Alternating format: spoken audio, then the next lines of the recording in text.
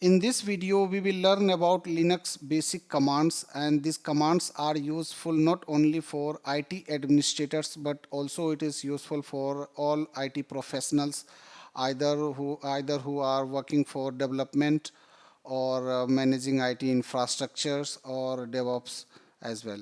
So these commands are useful for showing the file folders and changing the directory and current working directory on the Linux operating system. So first we will see the ls command. Ls command is really useful and it is frequently used command in the Linux terminal, and it is used to print the content including files and directories of the specific directory in the terminal. And if no directory is specified after the ls command, then it prints the content of the current working directory.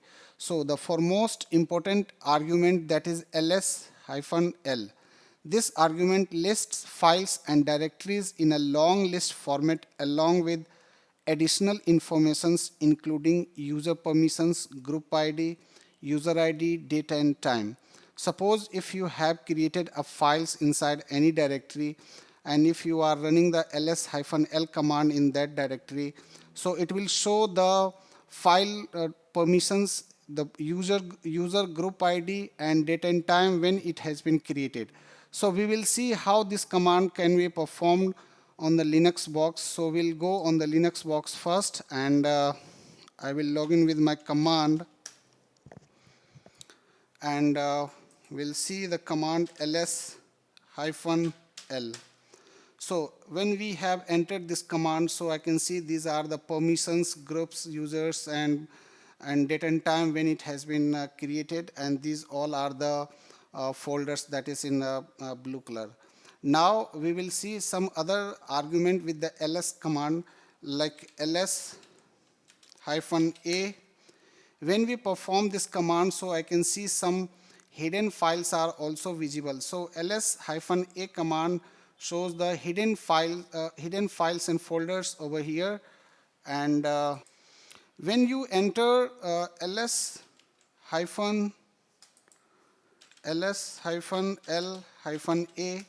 so this command not only display the user permissions on specific files or folders, as well as also it shows the hidden folders, hidden files with the switch. So this L and A argument performs the combinations of ls-l and ls-a.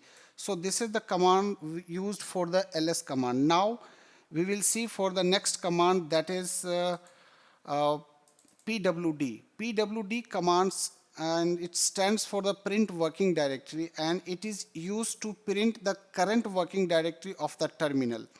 It starts from the root and prints the path till the current working directory. In case you forget the working directory, then you can use pwd command to show the current working directory. So we'll see how we can perform this command as well, like ls, which we have already done. So this is the pwd, and when we enter the pwd command, so I can see this is the root folder and a complete path is mentioned over here. So pwd command is used to show the current working directory.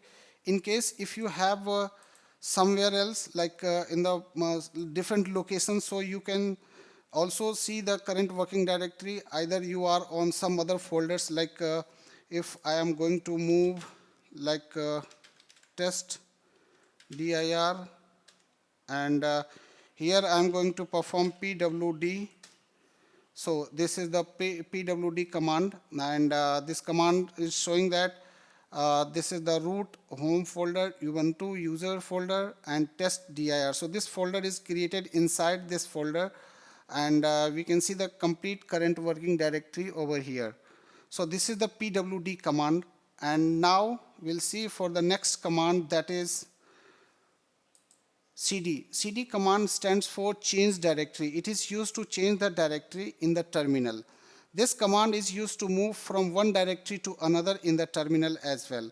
So how we can see this command? So again we will perform like cd and if you press this double dot, it will go back, and if you perform cd and double dot, it will go 2 step back, and if you want to move again tilde directory, this is the directory, and cd test dir, and again we will see how it will go 2 step back, cd. So this reach at the home directory. So if you will see the ls, so in the ls, this is the Ubuntu folder, and in the Ubuntu 01 folder, in the Ubuntu 01 folder having the test dir. So now we will go Ubuntu 01 and we'll see if it has performed 2 step back.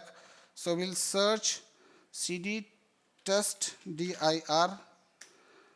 It means when we have entered this command, so it just moved on the Ubuntu folder over here, and we have just again come back and we have performed the cd, so it will go one step forward, and then again we have performed cd test dir, so again it goes 1 step forward. But if you want to come back 2 steps forward, so you need to only perform this command, and you will come back over here as well.